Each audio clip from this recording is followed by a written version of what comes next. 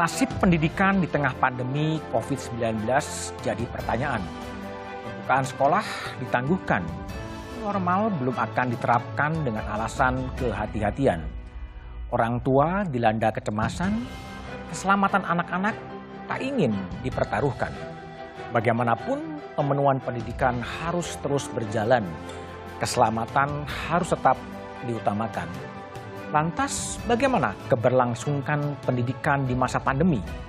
Inilah Satu Meja The Forum, nasib pendidikan di era new normal.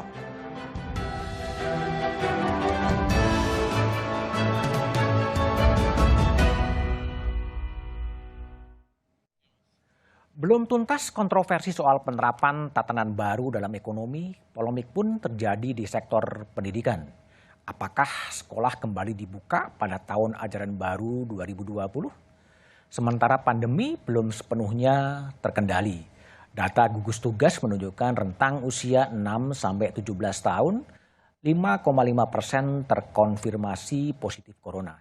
Itulah tema diskusi Satu Meja The Forum malam ini bertajuk Nasib Pendidikan di Era New Normal dengan sejumlah narasumber. Ada Doni Gahral Adian, juru bicara kantor staf presiden. Lalu kemudian ada Ketua Umum PGRI Profesor Dr. Unifah Rosidi, dan kemudian ada Cecep Darmawan, pakar kebijakan pendidikan dan Sekjen Asosiasi Ilmuwan Administrasi Negara, dan di studio ada Mbak Retno Listiarti, Komisioner Komisi Perlindungan Anak Indonesia. Ya, kami juga sudah mengundang pejabat dari Kementerian Pendidikan, tapi baik Menteri maupun Dirjen tidak bersedia hadir dalam forum diskusi Talkshow Satu Meja The Forum malam ini. Saya akan memulai diskusi kembali kepada Doni Gahral Adian. Don, sebetulnya pertanyaannya, kalender sekolah yang akan seharusnya dibuka pada 13 Juli, apakah itu kemudian jadi dibuka atau seperti apa? Arahan Presiden dikaji kembali secara mendalam, ya, apakah itu aman atau tidak. Tapi kemungkinan akan ditunda karena terlalu beresiko, ya. Artinya kesehatan itu masih sesuatu yang harus diprioritaskan. Nah, sampai kapan nanti itu tergantung, ya, hasil kajian dari Kementerian PMK dan Mendikbud begitu. Nah, kalaupun nanti diberlakukan atau dibuka kembali, ya, maka protokol new normal akan dilakukan secara ketat.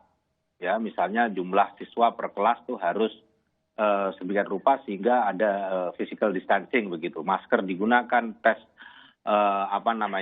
suhu dan lain sebagainya. Jadi untuk sementara waktu, ya, sektor pendidikan itu saya kira belum akan dibuka, ya, masih dalam kajian kapan yang paling tepat dibuka sesuai dengan indikator-indikator epidemiologis yang ada. Saya kira itu, Mas Budiman. Oke, saya pertajam pertanyaan, yang ditunda belum akan dibuka ini keputusannya belum diambil atau memang sudah ada kepastian akan ditunda masuknya pada akhir tahun atau keputusannya yang belum sebetulnya?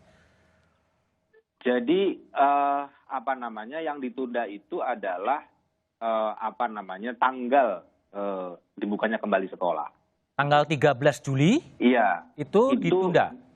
Iya, itu Presiden minta untuk dikaji kembali. Oke. Artinya tidak tanggal itu, tapi kapannya itu tergantung misalnya kajian, ya, resiko dan lain sebagainya. Dan juga indikator epidemiologis apakah memang sudah aman atau tidak gitu untuk membuka sekolah kembali. Pengertiannya apakah kemudian tahun ajaran baru itu akan ditunda sampai batas waktu yang menunggu keputusan Menko PMK dengan Mendikbud atau seperti apa sebenarnya statusnya itu? Ya, menunggu keputusan Mendikbud. Menunggu keputusan Mendikbud. Artinya ya, bisa berlangsung pada Desember, bisa berlangsung pada Januari 2021, itu belum ada keputusan apa-apa sampai sekarang? Belum ada keputusan apa. Jadi arahan Presiden hanya kaji kapan waktu yang tepat untuk membuka kembali sekolah. Artinya kalau demikian berarti kira-kira pada Juli sekolah-sekolah akan dibuka tapi dalam sistem pembelajaran jarak jauh begitu? Iya. Jadi saya kira nanti kebijakan itu kalau sekolah negeri tentu saja ini kebijakan dari Kemendikbud ya. Untuk yang swasta ya saya kira itu nanti ada kebijakan sekolah yang diserahkan kepada masing-masing. Apakah nanti mereka dengan sistem daring atau bagaimana. Jadi saya kira itu dilihat nanti di lapangan seperti apa Mas Budiman. Kalau tadi kita di bagian awal dari Dirjen mengatakan ada juga opsi tergantung pada zona merah, zona hijau, itu berarti akan ada pembukaan sekolah yang berbeda-beda per daerah atau gimana? Ya, oleh karena itu arahan Presiden kan jelas ya dikaji kembali. Artinya dikaji itu apakah memang dimungkinkan yang sudah hijau itu dibuka atau masih terlalu beresiko saat ini meskipun sudah hijau misalnya. Tetapi ya resiko untuk jadi penyebaran COVID-19 di sekolah itu masih terlalu tinggi, ya. Jadi terlalu riskan untuk membuka. Itu saya kira masih dalam kajian. Kalau untuk keputusan apakah hijau itu dibuka atau tidak, itu kita tunggu saja bagaimana kajiannya nanti, Mas Budiman. Oke, baik Doni. Saya minta kepada Profesor Unifah, Ketua Umum PGRI, Prof Uni. Jadi gimana dari guru memandang pendidikan di era pandemi? Itu kira-kira gimana? Apakah tetap seperti pendidikan jarak jauh atau seperti apa, Prof Uni? Ya, terima kasih Mas Budiman. Ini menarik sekali yang tadi disampaikan oleh Mas Doni. Mas Doni. Jadi ini bahwa pendidikan masih akan terus dikaji. Oke. Tetapi Juknis itu sudah beredar di kalangan sekolah bahwa proses penerimaan siswa baru telah mulai berlangsung. Oke. Jadi mungkin kita akan cari solusi yang win-win solution dalam pengertian demi kepentingan terbaik bagi anak adalah sebenarnya pembelajaran bisa tetap dimulai, tapi sistemnya yang berubah karena memang kembali kepada normal yang seperti semula itu tampaknya kita akan menghadapi tantangan luar biasa. Kita memasuki situasi kebiasaan-kebiasaan baru yang diarahkan kepada hal-hal yang demi kesehatan anak-anak dan para guru. Jadi saya kira pembukaan pembelajaran ini saya kira masih boleh tetap dilaksanakan Juli, tetapi sistemnya yang harus diubah. Karena itu mungkin yang menarik dikaji adalah apakah kita akan dibuka, kemudian siswa dibiarkan tertunda sementara mereka juga punya program-program yang akan datang, atau kita menata dari aspek kurikulum, menata dari aspek tata kelola, sehingga dia bisa berlangsung di bulan Juli, tapi sistemnya yang berubah, anak-anak tetap belajar di rumah, sistem pembelajarannya yang diperbaiki, dan delivery di dalam tata kelola dan lain sebagainya yang harus diperbaiki, Mas. Prof Uni, jadi posisi PGR itu sekolah dibuka pada Juli dengan menggunakan pendidikan jarak jauh atau seperti apa yang Ibu bayangkan? Kalau yang kami bayangkan adalah Indonesia kan amat sangat luas. Oke. Iya, ada yang selama ini pembelajaran di daerah-daerah 3T itu dengan guru kunjung. Dengan guru kunjung. Jadi walaupun dalam situasi seperti ini guru berkunjung ke rumah-rumah siswa. Oke. Nah, yang kami bayangkan, yang kami diskusikan adalah masih mungkin pembelajaran itu dilaksanakan pada bulan Juli, tetapi tidak ke sekolah. Tidak ke sekolah? Tidak ke sekolah. Oke. Karena itu masih ada waktu. Kami mempunyai sejumlah usulan. Oke. Sebenarnya ada yang masih bisa ditata.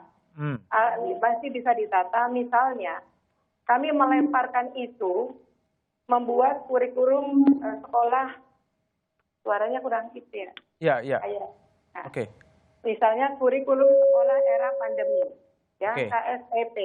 Itu menarik untuk didiskusikan, artinya kementerian punya waktu untuk menyiapkan sebenarnya bagaimana kurikulum sekolah di era pandemi, dan sekaligus ini momentum untuk melakukan bagaimana kita memperluas akses, tapi menjamin keselamatan siswa dan guru. Bu nih, kalau pertanyaan saya Bu, evaluasi dari PGRI soal pembelajaran secara virtual, secara online gimana Bu sebetulnya Bu? Ya, sebenarnya karena nggak disiapkan ya. Oh ya, karena mendadak. selama ini nggak disiapkan dan mendadak, itu evaluasi itu lebih kepada yang sifatnya persepsi. Misalnya, kita tanya kepada guru, kepada siswa, dan kepada orang tua. Itu pada umumnya orang tua mengatakan, oke, kami biar anak-anak 70% mengatakan setuju belajar dengan model online. Tapi siswa itu terbelah. Siswa mengatakan, aku mau kembali ke sekolah. Gitu. Guru juga terbelah pendapatnya karena guru itu ada keinginan untuk mengabdi di satu sisi, di sisi lain juga dia harus mempertimbangkan keselamatan anak didik dan dirinya. Karena itu evaluasi itu harus kita lakukan secara cermat. Bagaimana sebenarnya kita memetakan antara satu daerah dengan daerah lain dan apa sistem yang terbaik bagi Indonesia. Tapi satu hal pesannya adalah bahwa siswa tidak boleh dikorbankan, kepentingan anak didik mendapatkan layanan harus baik-baiknya, dan guru juga harus dilindungi. Oke, baik Prof. Uni. Saya ke Mbak Retno Listiarti. Mbak, KPAI kabarnya melakukan survei kepada guru, kepada siswa, kepada orang tua. Ini gimana hasil temuan survei dari KPAI soal pendidikan di era pandemi ini? Ya. Ini sih sebenarnya inisiatif pribadi ya. Oh sorry, inisiatif pribadi dari Mbak Retno. Karena juga di-uploadnya sebenarnya di Facebook pribadi juga, di akun pribadi. Tapi memang cukup mengejutkan bagi saya, karena itu uji coba, rencananya mau ditindaklanjuti survei. Ternyata dalam 32 jam setelah itu dibuka, itu respondennya hingga ratusan ribu. Nah yang memang mengejutkan adalah hasilnya.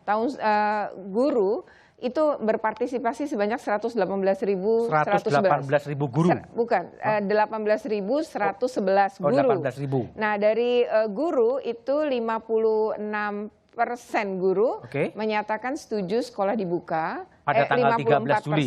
Ya, tapi 46% tidak setuju dibuka pada 13 Juli 2020. Untuk orang tua itu jumlahnya memang dahsyat, dia mencapai 196.500. 196.000. Ya, hampir 200.000 ya, 559 orang. Jadi ini hanya dalam 32 jam. Dan terus-menerus orang tua meminta boleh ngisi lagi, tolong dibuka lagi gitu ya. Hasilnya apa, Bu? Dan hasilnya itu 66% menolak sekolah dibuka pada 13 Juli 2020. Ya. Tapi untuk anak-anak itu kebalikan dari orang tua. Jadi kalau anak-anak itu yang berpartisipasi 9.643, dari jumlah itu 63,7% itu setuju sekolah dibuka. Setuju sekolah dibuka. Tapi kalau yang sisanya itu 36,5 tidak setuju. Nah, orang tua yang tidak setuju kan memang tadi 34% ya.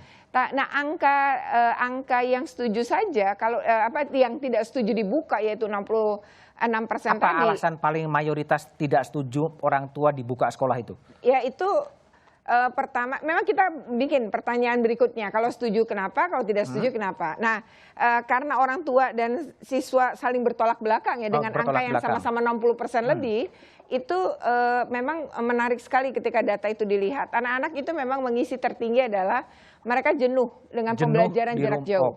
Yang kedua, mereka itu merasa bahwa sudah rindu sekolah dan sudah tidak nyaman memang dari rumah karena berbagai keterbatasan yang mereka rasakan. Nah, kalau untuk orang tua, kenapa paling tidak setuju? Karena situasinya kasus COVID di Indonesia fluktuatif dan angkanya masih besar. Yang kedua adalah mereka meragukan infrastruktur negara untuk kenormalan baru. Itu yang tertinggi, jawaban tertinggi. Baik Mbak Retno. Saya ke Pak Cecep Darmawan. Pak Cecep, ini kalau survei dari pribadi dari Mbak Retno mengatakan bahwa mayoritas anak-anak ingin sekolah karena memang bosen berada di rumah, jenuh berada di rumah, tapi mayoritas orang tua menginginkan sebaiknya tetap tidak dibuka. Ini apakah memang evaluasi kejenuhan karena memang pembelajaran jarak jauhnya yang memang mendadak itu kemudian siswa kemudian tidak menarik dan ingin ke sekolah atau gimana Pak Cecep baca? Ya, terima kasih Bung Haris. Hemat saya memang ini satu data yang menarik ya untuk dikaji. Tadi dinyatakan bahwa anak-anak itu sudah rindu ke sekolah. Nah, apakah rindu ke sekolah itu rindu dalam proses pembelajaran, ataukah memang sudah ada kejenuhan di rumah sehingga anak itu ya pengen ingin sekolah. Oke. Nah, ya harus dibedakan. Jadi harusnya riset itu diteruskan risetnya ya, didalami sejauh mana anak ingin ke sekolah itu. Sebetulnya kan memang secara alamiah orang sudah terlalu lama di rumah ya memang ada kejenuhan itu. Nah, jadi harusnya risetnya dilanjutkan dengan riset yang lebih mendalam. Tapi catatan saya bahwa terlepas dari anak ingin cepat ke sekolah, terus orang tua ada kekhawatiran, saya justru ingin melihat dari aspek public policy ya. Tapi kalau Pak Cecep lihat dari sisi pendidikan online, pendidikan jarak jauh, ini memang sesuatu yang memang cukup efektif dijalankan meskipun persiapannya sangat mendadak, atau gimana Anda lihat? Ya, kalau lihat umum, sesungguhnya memang kita belum punya apa yang disebut dengan grand design pembelajaran jarak jauh ini. Ya, secara umum belum punya. Ya karena dipaksa oleh COVID ya? Iya, karena kondisi seperti ini dan emang relatif panjang, infrastruktur pendidikan kita belum memungkinkan sepenuhnya ya online seperti ini. PJJ ini belum sepenuhnya. Oleh karenanya ini harusnya menjadi feedback bagi pemerintah ke depan bagaimana membuat kebijakan yang lebih pro kepada pembelajaran jarak jauh atau juga PJJ ini ya. Nah, yang lebih penting lagi adalah ini menjadi feedback bagi penyusunan perencanaan pendidikan. Jadi hemat saya mungkin ke depan pola pembelajaran pun ya kena yang disebut dengan disrupsi ini ya. Jadi disrupsi ini bukan hanya masalah ekonomi tapi juga masalah pendidikan. Mungkin ke depan sekolah itu misalnya dalam 6 hari atau 5 hari ada yang online, ada yang offline, ada yang di sekolah, ada yang di rumah atau sistem shift. Nah, ini semua harus dihitung dalam sebuah kalkulasi yang disebut dengan alternatif kebijakan. Oke, baik Pak Cecep. Ya. Baik Pak Cecep.